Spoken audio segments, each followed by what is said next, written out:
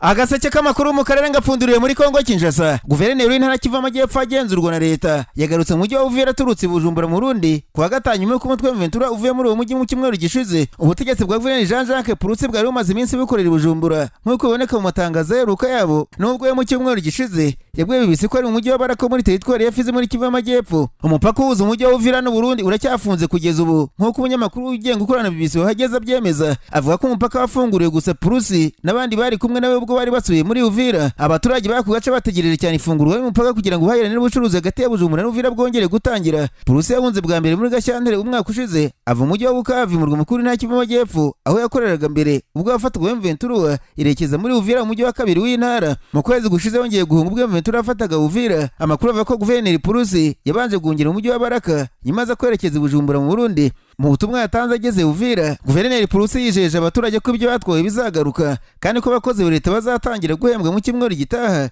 Purutse yabwiye abaturage bo Uvira baje kumwakira ko bafite ubutumwa bwa Perezida Tshisekedi ko intambara izarangira. Ati ubundi butumwa n'ubw'amahoro no kumvikana. Abanzi baravuga ngo muzica abanyamurenge mu batuke mu bakure hano. Hoya ibyo ntimuzabikore muranyumva. Purutse yavuze ibi nyuma y'uko imiryango itegamiye kuri leta nka Human Rights Watch itangaje ko ufite impungenge ko abanyamurenge mu mujyi wa Uvira bashobora kugirirwa nabi mu bikorwa byo kwihorera basanijwe n'Ventura. Imiryango igera ku 1000 y'abanyamurenge babaga muri Uvira yavuye mu byabo irahunga ijyana n'umutwe w'Ventura uri mu mujyi wa Kamanyora. Purutse yongera ati Perezida wa Repubulika yantumye ngo nze mabwire ko tuzakomeza kurwana kugira ngo nyuma ya Uvira ibe Kamanyora, nyuma ya Kamanyora tuzafata Bukavu, Goma, Bunagana ndetse hose. Ingabo za Kongo n'ubutegetsi bagarutse mu mujyi wa Uvira nyuma y'uko barwaye Ventura bavuyemo ku gitutu cya Amerika nk'umuhuza wifuza ko amasezerano ya Washington yasinywe mbere ko Ventura ifata Uvira yubahirizwa. Guverineri Purutse ntiyasobanuye niba ubutumwa yatanze bwo kurwana bwa Perezida busobanuye gukomeza kurwanya intambara y'amasasu cyangwa se ya diplomasi. Umutwe wa Ventura ushinja uruhande rwa leta ko ingabo za FARDC arizo zigaba ibitero ku bindiro bya Ventura bikaba ngombwa ko yirwana igakurikirana ibitero by'izo ngabo aho bituruka bityo igafata uturere dushya. Uruhande rwa leta ruvuga ko Ventura ifatanije ingabo z'u Rwanda aribo bagaba ibitero kuri FARDC. U Rwanda ruhakana gufasha umutwe wa Ventura. Hanyuma Perezida Emmanuel Macron w'Ubufaransa yijeje mugenzi we Tshisekedi wa Kongo Kinshasa ubufasha bwo kurinda ubusugire bw'igihugu. Kuwa gatanu nibwo Macron yakiriye Tshisekedi mu ngoro ya Champs-Élysées nyuma yo kumutumira i Paris. Ni umuhuro wasize abagabo bombi bagiranye ibiganiro. Perezidansi ya Kongo ibinyujije ku rubuga rwa X yatangaje ko ibiganiro bya Perezida Tshisekedi na Macron byibanze ku kibazo cy'umutekano muri Burasirazuba bwa Kongo n'ubufatanye hagati y'ibihugu byombi. Macron yemeje ko mu byemereye umushyitsi we harimo ubufasha bwo kurinda ubusugire bw'igihugu. Ati nishimiye ko nakiriye i Paris Perezida Tshisekedi, nongeye kumugaragariza ko Ubufaransa bushyigikiye byimazeyo ubusugire n'ubwigenge bw'ubutaka bwa Kongo Kinshasa ndetse n'imbaraga zikorwa kugira ngo hagerwe ku gahenge gafatika kandi gashobora kugenzurwa muri Burasirazuba bwa Kongo. Macron yunzemo ko Paris na Kinshasa bafite intego yo gusubiza ku byo abaturage bakeneye. Tshisekedi na Macron baherukaga guhura i Paris mu mwaka ushize ubwo bari bitabiriye inama yiga ku kibazo cy'ubutabazi muri Kongo Kinshasa. Iki gihe Perezida w'Ubufaransa yatanze icyifuzo cyo gufungura ikigo cy'indege cya Goma ngo gikoreshwe mu bikorwa by'ubutabazi ndetse icyo gitekerezo kiza gushyigikirwa na Kinshasa yari yayinegwa ku gifunguro bitarenze ukuboza k'umwaka ushize. Iki cyifuzo cyakora cyaje kwitambikwa n'umutwe wa Ventura ugenzura umujyi wa Goma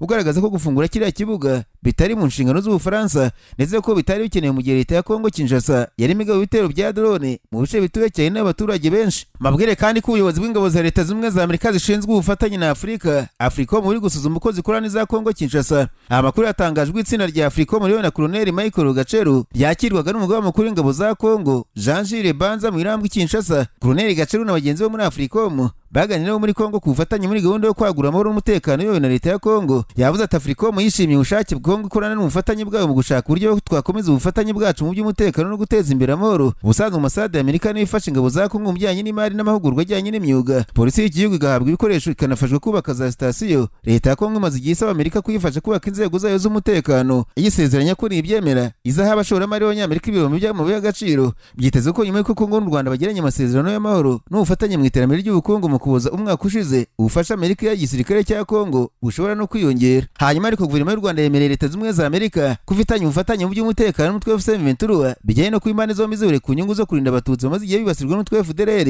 n'indi mitwe y'intagondwa ishyigikiwe n'igisirikare cya Kongo Kinshasa.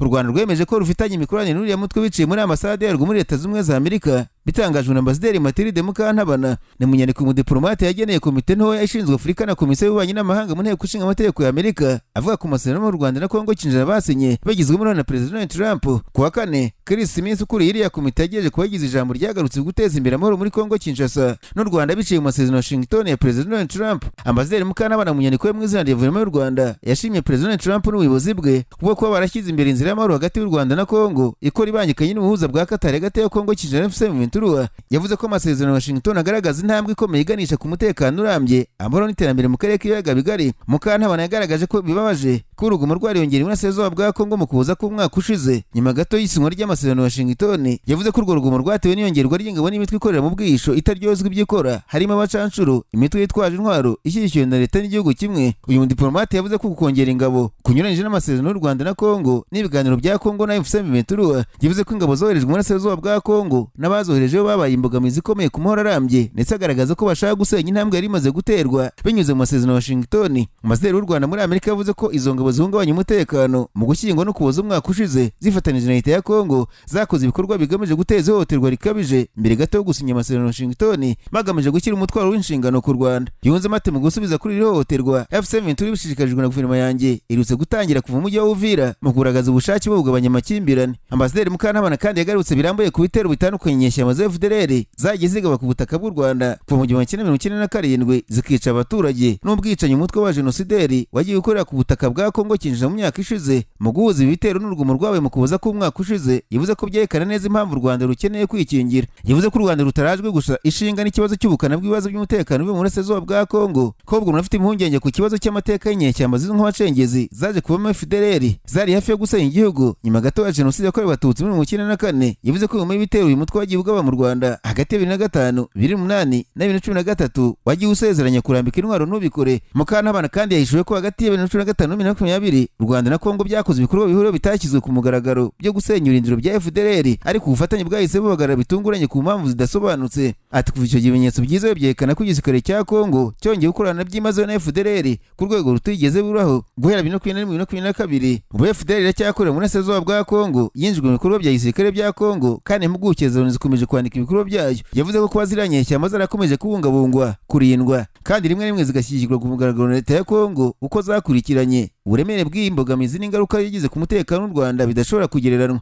Yavuze ko ariyo mpamvu u Rwanda rwahisemo gufata ingamba z'ubwirinzi ndetse runagirana imikoranire na M23 mu by'umutekano. Ati kubera iyo mpamvu u Rwanda rufite ubufatanye mu by'umutekano na M23 kandi rubikora mu mucyo hagamijwe kubaka icyizere. M23 ni umutwe wigenga w'Abanyekongo ufite ibibazo bifite ishingiro ku butegetsi bwa Kinshasa, birimo kwicwa, gufatwa ku ngufu n'ivangura rikabije rikorerwa Abanyekongo b'Abatutsi. Mukantabana yunzemo ko u Rwanda M23 bihuriye ku nyungu zo kurinda Abatutsi bo muri Kongo Kinshasa kwibasirwa na FDLR n'indi mitwe y'intagondwa ishyigikiwe na leta ya Kongo. Yavuze ko inyungu rusange u Rwanda rufite muri ubwo bufatanye ari ugukumira kongera kuba ibitero byambukiranya imipaka byaziranye ishyamba z'abajenosideri nk'ibyabaye mu mpera za 90 byashobora gushyira mu kaga kubaho k'u Rwanda. U Rwanda cyakora rugaragaza ko rutagamije kugena ibyemezo bya politike muri Kongo, kandi ko rudashyigikiye imitwe yitwaje intwaro nk'inzira isimbura imiyoboro ishingiye ku bwuzuzanye. Rwavuze ko ibikorwa byarwo bigamije gusa kurinda abaturage barwo binyuze mu kwirinda ibyago bya jenoside biva hanze y'imipaka. Mukantabana kandi yijeje ko ingamba z'ubwirinzi z'u Rwanda zizahinduka uko igipimo cy'icyago kigenda kigabanuka hakurikije gahunda y'ishyirwa mu bikorwa ry'amasezerano ya Washington. Nararanganije amaso ibinyamakuru byandikirwa muri Uganda. Abanyamakuru bakize amakaramu ku mpapuro barandika. Banditse umugaba w'amakuru w'ingabo za Uganda Jean Muzikeni ubwo batangaje ko mu matora y'umukuru w'igihugu abatavuga n'ubutegetsi 200 bamaze gufungwa, abandi 30 bishwe. Yabitangaje kuwa gatanu abinyujije ku rubuga rwa X ku itariki 15 Mutarama Museveni imyaka 81 yongeye gutsinda amatora y'umukuru w'igihugu yarahanganyemo na Bobo Wine wo mu ishyaka ritavuga n'ubutegetsi bwe NUP. Ni amatora yakozwe internet yakuweho. Jean Muzikeni yavuze ko ingabo za Uganda zihanganye nabo mu ishyaka ritavuga n'ubutegetsi bari guhungabanya umutekano. Ati twarashe ibyehe 30 byo muri NUP, abandi bayobozi b'ibyehe byo muri NUP bari mu bwihisho, bose tuzabafata. Abo bari mu bwihisho avugaga Bobo Wine utaragaragara mu ruhame kuva amatora yarangira. Guverinoma y'u Uganda ishinja Bobo Wine bamushyigikiye kugira uruhare mu mvururu zakurikiye amatora. Mu bice bimwe n'ibimwe bamushyigikiye bigabije ibiro by'amatora barabitwika. Ariko kandi Robert Cyagoranye alias Bobo Wine werutse gutsindwa amatora ya perezida muri Uganda. Urugo rwatewe n'abasirikare ba Uganda mu masaha y'igicuku. Bobo Wine yahunze urugo rw'akajya mu bwihisho yatangaje ko itsinda ry'abasirikare bipfutse ibintu mu maso mu ijoro ryo kuwa gatanu binjiye bagatangira kubita abantu bo mu muryango we. Atubihereranye umugore wanjye bari Cyagoranye bamujyana ukwe, icyo bagamije ntabwo kiramenyekana.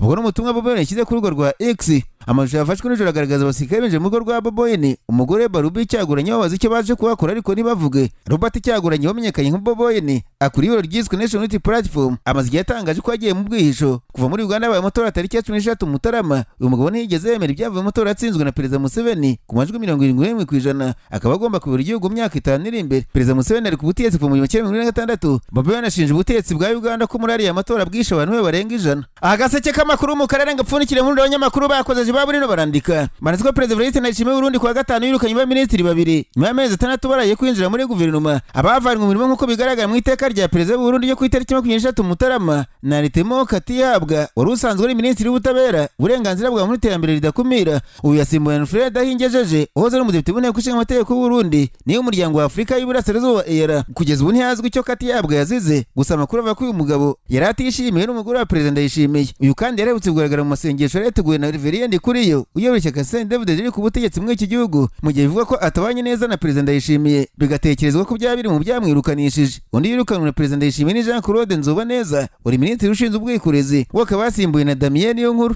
Nkire mu Burundi ariko kandi ubuyobozi bwo mu ishyaka CNDD-FDD riri ku butegetsi mu Burundi bushobora guhinduka ku itariki 25 Mutarama mu gihe umwuka mubi ukomeje gututumba hagati yabwo na Perezida Evariste Ndayishimiye. Hashize iminsi havugwa yangana hagati ya Perezida Ndayishimiye n'umunyamabanga mukuru wa CNDD-FDD Reverien Ndikuriyo ryaturitse gutumvikana ku mukandida uzahagararira ishyaka mu matora ya perezida y'umwaka utaha. Havutse itsinda ry'abo mu banyamuryango ba CNDD-FDD bise BNC Murarwa bashyigikiye Ndayishimiye. Tariki 3 Ukuboza umwaka ushize bahuriye mu nama mu cyahoze ari intara Cankuzo bafite icyemezo cyo kuzamutora nk'umukandida. Inama yitabiriwe na Minisitiri w'Intebe Marie Chantal Nijimbere, umunyamabanga mukuru wungirije wa CNDD-FDD Siriake Nshimirimana, abagize inteko ishinga amategeko bakomoka mu ntara ya Buhumuza, abasirikare n'abashoramari Ndikuriyo, Gervais Ndirakobuca w'Uburusena na Seras Daniel Ndabirabe bavuga ku rutonde rw'abataritabiriye inama kandi ngo ntibanashyigikiye ko Ndayishimiye azahagararira ishyaka CNDD-FDD mu matora y'umukuru w'igihugu. Abakurikiranira hafi politiki mu Burundi bahamya ko ubwo Ndikuriyo yafataga icyemezo cyo kwegura ku mwanya w'umusenateri mu ntangiriro z'Ukuboza k'umwaka ushize igira ngo n'umwanya uhagije wo gutegura hazaza he muri CNDD-FDD. Amakuru yemeza ko Ndikuriyo yamaze igihe akorera mu bukangurambaga imbere muri CNDD-FDD mumfasha kwigarura imitima y'abanyamuryango baryo, cyane cyane avuga ari kumvikana. Mu ntwaro zifashishwa n'abatemera imiyoborere Ndayishimiye harimo ko ubukungu bw'igihugu bukomeje gusubira inyuma mu myaka ine ishize n'icyemezo yafashe cyo kohereza ingabo mu burasirazuba bwa Kongo zikanagazwa na FC23 ubwo muri hoteli Karere Bedirake Tanganyika hamurikirwa igitabo yise Une Nation en Marche tariki 14 Mutarama uyu mwaka. Perezida Ndayishimiye yavuze ko hari abantu bakorana banga kumugira inama kugira ngo ayobore igihugu nabi bazamusimbura. Ati bamwe banga kungira inama batekereza ko nintsindwa bazansimbura, ariko nsinzwe igihugu cyose nicyo kiba gitsinzwe. Perezida Ndayishimiye nawe avuga ko kugerageza kwegezaho Ndikuriyo ashingiye ari kuba mubona nk'ushobora kuzamubuza icyo mu mutora w'umukandida uzahagararira ishyaka CNDD-FDD. Tariki 25 Mutarama umunyamuryango wa CNDD-FDD barura mu nama y'inteko rusange yitezweho guhindura bamwe mu bayobozi b'iri shyaka no mu nzego z'umutekano w'igihugu, ariko ntashobora kwemerezwa muzahagararira ishyaka mu matora y'umukuru w'igihugu azaba umwaka utaha.